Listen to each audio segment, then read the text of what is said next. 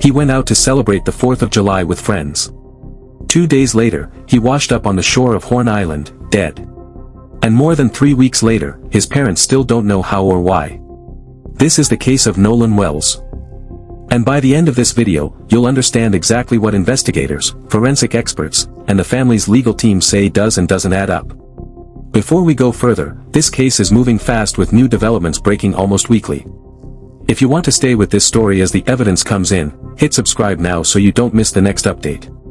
Nolan Wells was 18 years old, a football player, and student at Southwest Mississippi Community College. On the morning of July 4, 2026, he left from a private dock near Ocean Springs with a group of friends on a boat trip to Horn Island, a remote uninhabited barrier island about 10 miles off the Mississippi coast. According to the Jackson County Sheriff's Office, the boat left the island to head back to shore at 9:56 that morning without Nolan. His mother, Christine, reported him missing that night. 2 days later, on the morning of July 6, his body was found in the water just off Horn Island. We are announcing that we have the audio from the officials and we have retained and are consulting with some of the foremost audio engineering experts to review those audio tapes from the STO call in its entirety. Since then, the case has drawn national attention, not just because of how Nolan died, but because of everything that's happened since. His family has hired attorney Ben Crump, one of the most prominent civil rights lawyers in the country, along with attorneys Eric Hers and Lisa Park. And in the week since Nolan's death, their legal team has raised a series of specific evidence-based questions about how this investigation has been handled. Let's start with the timeline. On the day Nolan's body was found, Jackson County Sheriff John Ledbetter told reporters that detectives were interviewing people who had first-hand contact with Nolan that day and that no foul play had been identified at that point. But Nolan's family and the legal team representing them say the conclusion came too fast before some of the most basic forensic questions had even been answered. There's also a real dispute about what actually happened in Nolan's final hours on the island. Some reporting has indicated Nolan may have chosen to stay behind after his friend's boat left. Nolan's parents have publicly disputed that account, pointing to witnesses who say they saw him on the island after the boat departed. Investigators have also said they're looking into online reports of an alleged altercation on the island that day and whether it involved Nolan. And they've specifically asked the public for original unedited photos and video from July 4th. None of that has been confirmed publicly as fact.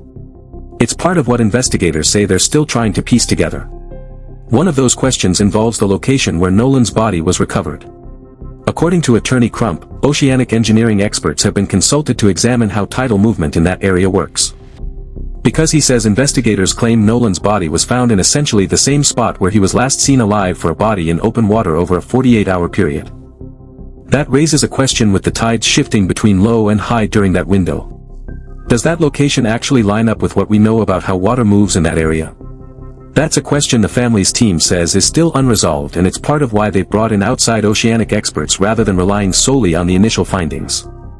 And so we want to know how is that possible with the oceanic tides? We want the expert. I mean, you got low tides and high tides. It's not adding up. So, we are going to dot every I and cross every T until we find out what happened to Nolan Wells. Then there's the independent autopsy. Dr. Roger Mitchell, a forensic pathologist brought in by the family, didn't get access to examine Nolan's body until July 10, 6 days after his death. By that point, according to the family's legal team, Nolan's airways and lungs had already been dissected during a prior examination. That matters because the presence or absence of water in the lungs is one of the clearest physical indicators of whether someone drowned. Once that tissue has already been altered, it becomes much harder to independently verify. Dr. Mitchell has also been public about a broader point that determining Nolan drowned doesn't actually answer the central question of what happened to him. Was he conscious when he entered the water or unconscious? Did he go involuntarily or was he forced? Those are the questions Dr. Mitchell says still need answers, and a drowning finding on its own doesn't resolve any of them. On July 22, the results of that independent autopsy were made public. Dr. Mitchell's official finding, Nolan's cause and manner of death are undetermined, pending further investigation. In his written report, he pointed to specific limitations. He couldn't directly examine the airway and lungs for water or the stomach for its contents because that tissue had already been altered by the time he got access. Toxicology results from both the independent autopsy and the state medical examiner's office were still pending at that point. In other words, nearly 3 weeks after Nolan's death, there was still no official confirmed cause of death. There's also the matter of Nolan's throat. According to the family's attorneys, tissue from Nolan's throat was missing from his body by the time it was transferred for the independent autopsy. That's a detail the family's legal team has flagged directly, and it's one of the specific items they say they want addressed as the investigation continues.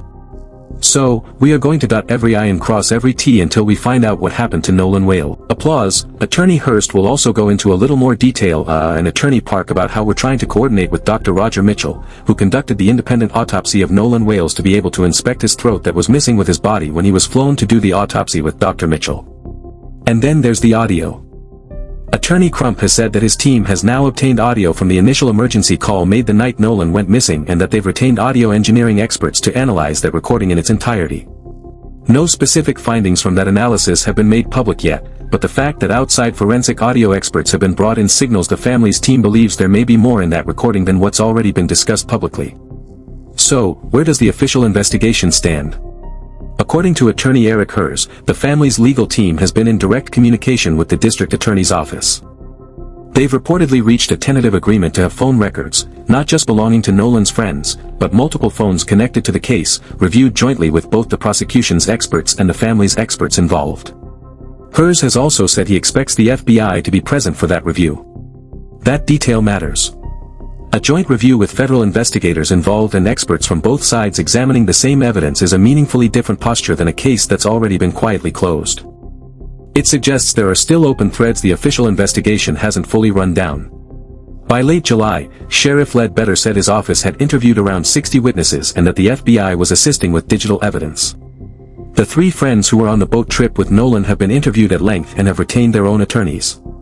And Jackson County District Attorney Angel Mears-Mrath has said that once the investigation wraps, she plans to bring the case to a grand jury to decide whether any charges are warranted, meaning the official process is still ongoing, not closed. Now, here's where the story gets complicated. Because the way this case has been described publicly has shifted over time. In the first days after Nolan's body was found, the sheriff's office put out a statement saying, "No foul play was suspected." That single phrase became the center of enormous public backlash and speculation online. Weeks later, a law enforcement analyst brought on to explain the case to CNN suggested that phrase may have simply been a poor word choice. That what the sheriff likely meant was there were no immediate obvious signs of foul play at the scene, not that the case had been ruled out or closed. The sheriff's own coroner reportedly described it in similar terms. Whether that's a fair read of the original statement or a walk back after the fact is something people can judge for themselves, but it's a real example of how quickly early language in a case like this can take on a life of its own. Around the same time, the sheriff's department also confirmed it was investigating reports of an altercation on the island on July 4th. One local outlet, WXXV, reported that it had spoken with an eyewitness who said Nolan was not directly involved in that altercation, but the sheriff's office has continued to ask anyone with information about it to come forward. So, even that detail remains unresolved.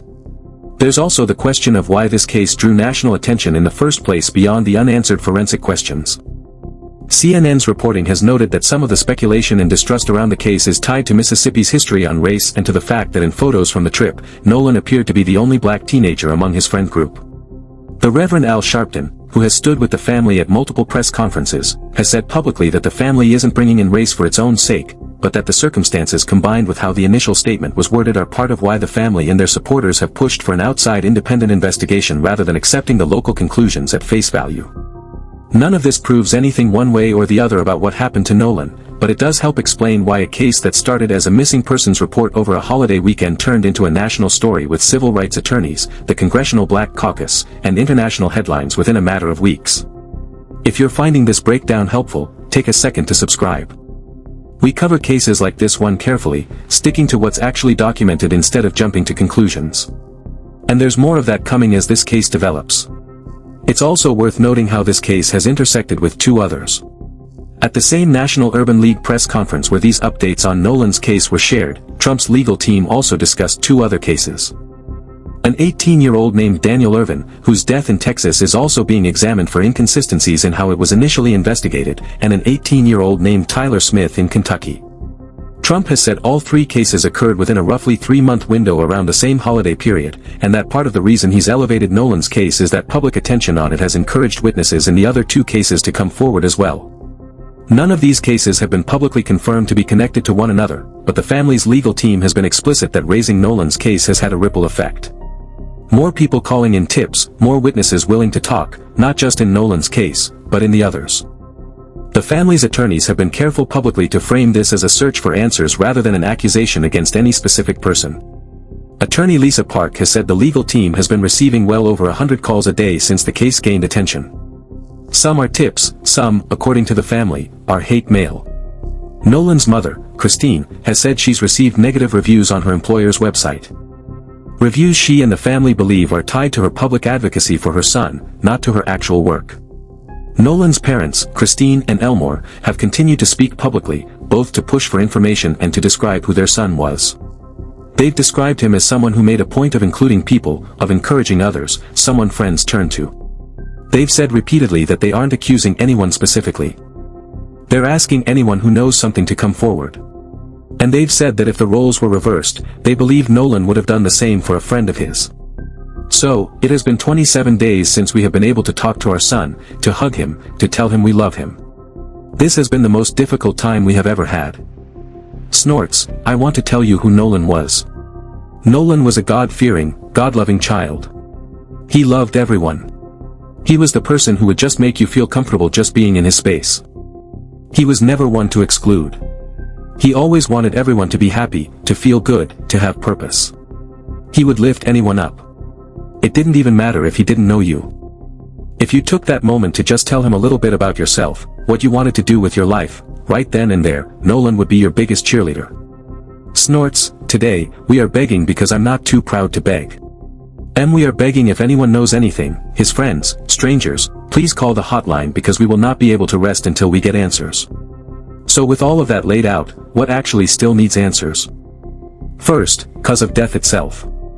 Nearly a month after Nolan died, there is still no confirmed official cause of death. Not from the independent autopsy, not from the state medical examiner. Toxicology results from both sides were still outstanding as of the most recent public update. Until those come back, the word drowning, which has been used informally by investigators and in early coverage, remains a working theory, not a finding. Second, the condition of Nolan's body between when he was found and when the independent pathologist finally got access to it. 6 days passed. In that window, tissue that could have answered whether water was present in his lungs was already altered. That's not necessarily evidence of wrongdoing. Autopsies proceed on their own timelines, but it is a gap that makes independent verification harder, and it's one the family's team has flagged directly. Third, what actually happened in the hours between when the boat left Horn Island and when Nolan's body was recovered 2 days later? Investigators have said they're still trying to reconstruct that window, including requesting original photos and video from anyone who was on the island that day. Whether there was an altercation, whether Nolan was alone, whether anyone else was still on the island with him, none of that has been publicly confirmed. Fourth, the contents of the original 911 or emergency call audio and what the family's audio engineering experts find when they finish their independent review. That analysis hadn't been made public as of the most recent update. And fifth, whether the tidal pattern in the area is actually consistent with where Nolan's body was recovered relative to where he was last seen. A technical question, but one that could either support or undercut the working theory of what happened. None of these are accusations. They're the specific documented gaps that investigators, the family's independent experts, and reporters covering the case have all pointed to. A grand jury will eventually decide whether any of this amounts to criminal charges. Until then, these are the questions that remain open. So, where does that leave things? Investigators initially concluded there was no foul play. The family's independent forensic and legal team has raised specific documented questions about the timeline of the autopsy, the condition of the body when it was examined, the tidal patterns at the recovery site, and the contents of the original emergency call audio. None of those questions have been publicly answered yet. A joint evidence review involving both sides' experts and reportedly the FBI appears to be moving forward. What's confirmed? Nolan Wells left to celebrate the 4th of July and never came home. And it makes sure you're notified the moment the grand jury decision or new forensic findings come.